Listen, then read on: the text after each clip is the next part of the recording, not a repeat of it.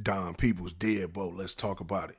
So let's get into what my man Snoop Dogg just did by busting out with a power move for 2022 by buying Death Row Records, his former label.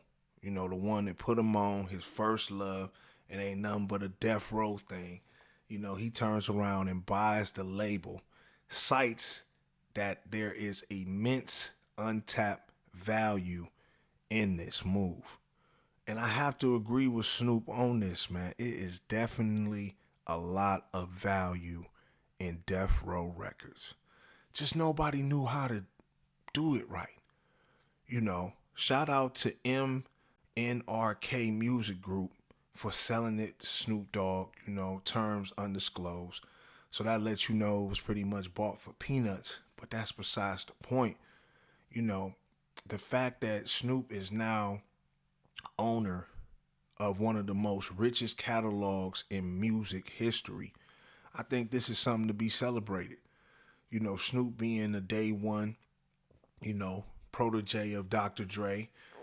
Dr. Dre bringing him in the game, getting him all lined up with, Death Row and, them coming on, him doing the deep cover. I knew Snoop was going to be a star at that point. I felt something special about him. I think he was bringing something to the game that was totally different.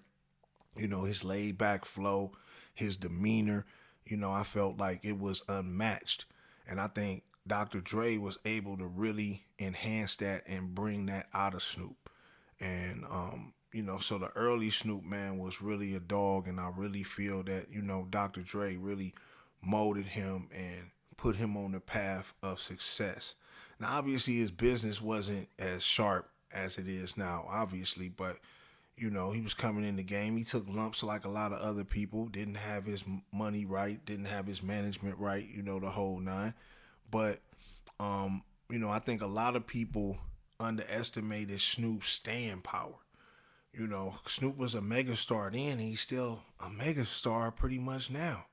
30 years later. And I think the potential was always there.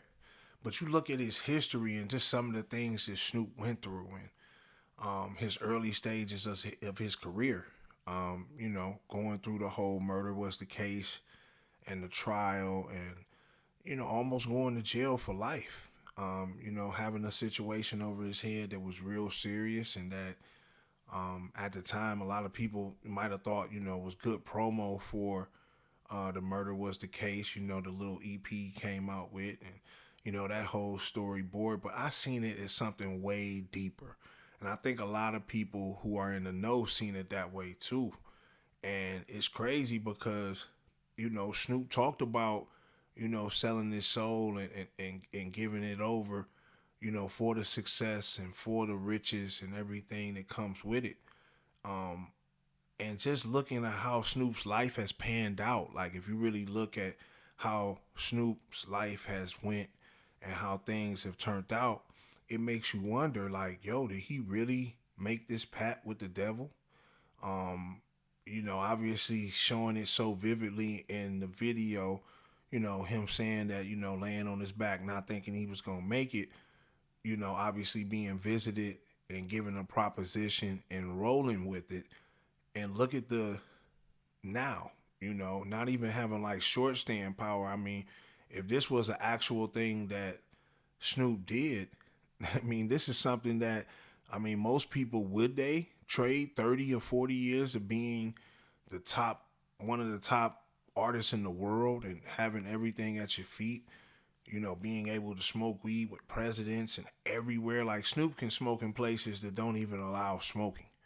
It's just common when you see Snoop. Like Snoop is the ambassador, So to get that type of clout and to maintain it and to not really have nothing on your record to make you to make you shameful or, like just crazy allegations, other than you going through the murder, you didn't have anything over your head. So I feel like you got the ultimate reward. So you wonder, did Snoop, sell out and sell his soul for his position? I mean, if he did, I can say, yo, he told you. You know what I'm saying? It's not like that's something that he hid. I think it was, it's one of his biggest songs, and he outlined it and detailed it very vividly. But to come out that situation when murder was the case, and then obviously go right into Doggy Style, one of the most anticipated hip hop albums of all time. Like, I remember it back in '93, being a youngster, when that album first came out. Man, it really shook the streets. Like, it was a different type of sound. Dre was all behind that, and you can just tell it was gangster rap till its fullest. And to this day, you can listen to Doggy Style. Probably would be one of the top 10 all time hip hop albums of all time. In any order. You can rank it in any order, but you have to put Doggy Style probably in the top 10. Just classic songs on there. And the Death Row Empire, the machine was running at full steam. I think they were putting out a sound that was unmatched at the time. Even though Bad Boy was running a close second, I don't think they could see the road, not by a mile. And when they signed Tupac, it was just, I felt like that was checkmate. I felt like obviously Pac was coming in at a time where he was saying F the world for real. And he really had something he had to get off his chest. And I think that was the best time to get with the Row, because they had the swag, they had the arrogance, and they had like the soldiers and everything that you needed to be top dogs. And I think when they got with Pac, it just really just set them over the top. And this gave Snoop a running mate, rap wise. You know what I'm saying? Where Snoop was able to really have somebody like a tag team, a 1A or 1B. Both of them superstars in their own right. And when they dropped Murder, America's Most Wanted, I think it just changed the game. And Suge, being the muscle and the brains behind the brand, I think it was a situation to where the sky was the limit. And I never really thought, Death Row would fall off, especially when they got to the top. I feel like, Suge was so on top of his game, and nobody was challenging him at the time. Everybody being scared of him. I'm like, oh man, these dudes ain't never gonna fall off.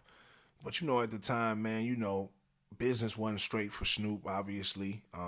Like he said, he was just happy, with having his little cars and, a couple dollars, a house, not really having his finances, his masters. He didn't own any of these things at the time. So he was just really a worker, you know what I'm saying? A glorified worker, was not a boss. And so when that whole situation fell apart between Suge and Dre leaving, not taking anything, obviously Snoop, that's Dre, that's his man. Even though he stayed with the label and, tried to rock out and stuff like that, Dre was his man, and Suge knew that. And Suge obviously never really gravitated to Snoop after Dre left. It was Suge and Pac. So I think Pac being there also drove a wedge between, Snoop and Death Row. And I think, after a while, Snoop didn't want to be there. You feel me? I think it was a situation to where, Suge was at a point where he wanted to just ride out with Pac, and he didn't care about, putting nothing behind Snoop anymore. And plus, like I said, Snoop really rocking with the ops and Dre and them, you know what I mean? It really wasn't something that he was on. So when Snoop left and went with P, I think, Suge gave him his blessings. I think, and that's the end of the day, I think that's what Snoop respect the most out of Suge, though, to this day. That, Suge gave him his blessings to go ahead and go. He could have jammed Snoop up and not let Snoop do that deal. And that's the deal that really saved Snoop life. Him getting with Master P teaching him the game, the financial scope of the business for real, giving him certain ownership over his shit. I think, that really changed the trajectory of Snoop Dogg's career, because Snoop was a broke rapper. He didn't really have nothing too much going on at the time, and to leave Death Row and then go over with P and them, that was all because of Suge. And I think that's why, Suge and I think that's why Snoop came back around and still deals with Suge to this day. And I think, he's gonna do right by Suge and put Suge in some type of position, maybe his son or something like that, so they can get some type of eat off the label. But I really feel like Snoop got a real opportunity, man, to bring the Row back. being, like I said, one of the first artists, being there from day one, knowing what it feel like for the Row to be the number one label in the world. It's a lot of West Coast artists and a lot of untapped potential that can be had right now. And I think he can get a lot of this on Death Row. And I know he got this whole situation with Def Jam, but if I'm him, I'm retiring from that position. I'm just gonna go ahead and resign. Y'all can have it. You need to be focusing on Death Row and really trying to build the Row back up, and you can really get the West Coast back on top. Not just milk the catalog from Death Row. You know what I'm saying? Because I know you made this move because of the catalog. Obviously, and it's crazy the Death Row, like I said, it's been going through the cycle for so many years. Following a number of legal disputes and stuff, Death Row was sold and auctioned off for like $18 million back in 2009, and it was purchased by a Wide Awake Entertainment Group. Like all these off-brand entities, obviously, had their hands on Death Row, and they didn't know how to do it. They didn't know how to rock it, obviously. So this group had it, and then it changed hand a few more times. Obviously, like I said, MNRK Music Group had it, and they're the ones that, sold it back to Snoop. And I think they did the right thing because they don't know how to market Death Row music and how to bring this back to the forefront. The only one who could really do that is the one who helped start it, the one who gave them their first check for real. You know what I'm saying? And that's Snoop, man. And, I'm happy that Snoop made this move. And I think he can really plug a lot of the West Coast artists and stuff, with this move, because there's a lot of untapped potential. You know what I mean? And I think he sees that along with the catalog, but I think he sees, the avenue where he can bring this thing back because the name has never died out. The name has always meant something. Coming from where it came from, the streets, the West Coast. That's when you think of Death Row, that's what you think of. And when you think of Snoop Dogg, you think of Death Row. And I don't think nobody else, I don't feel like nobody else should own Death Row but Snoop. So I think what he did was a real power play. And, I think a lot of people, another thing too, a lot of people who wasn't going to deal with Suge, because remember, Suge's still in jail. So even if Suge was out and he was owning the label, I don't think nobody was going to deal with Suge. Suge still had enemies. People didn't like him. People wanted to see him on the bottom because of how he was moving when he was on top. But see, everybody liked Snoop. Everybody loves Snoop. So he's going to be able to get through a lot of doors and get Death Row on a lot of platforms and a lot of offices, you know what I'm saying, and just really get him marketed because everybody deals with him and they know they're not dealing with Suge. And everybody going to want to see Snoop win. So I think this was the right person to do it. Nobody else could have did it and made it shake. Him or Dre probably could have been the only two. You know what I'm saying? Anybody else? Nah. You had to bring the originators back for this. So man, I'm extremely happy, man, for what Snoop did. I think he's gonna win with this situation. I just really hope he doesn't try to be the headline artist at his age. I think he needs to fall back and really sign some untapped potential on the West Coast. And all this news coming right before, Super Bowl weekend. He's set to perform with his partner Dre and Eminem and Kendrick and Mary. I mean, that's gonna be a dope ass show. So I think Snoop, most bossed up move so far in 2022 by buying back Death Row Records. And getting it out of the abyss and where it was at. And, I think he's really going to make some moves with that and get it back to where it need to go. As long as he can bring in some new artists and really mix it up with bringing some of the old school roots back, I think, man, Snoop going to do big things with this here. But I want y'all to get in the comment box, man, and let me know what y'all think. Are y'all feeling the move with Snoop going back, way, way back to buy Death Row Records? Do you think it was a boss play? Do you think he's going to win with doing this situation? Or do you feel like this is just going to be a tax write-off and it's just something to add to his collection plate Now that Snoop is valued over $150 million, he could have bought it for a few pennies, just to say, yo, he bought back the label, just to have it. You feel me?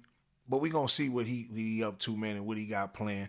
I want y'all to like, comment, let me know what's going on, how y'all feel about it. Subscribe, hit the notification tab so y'all can tap in every time I drop a video. It's your boy Don Peoples, Deadbolt, go.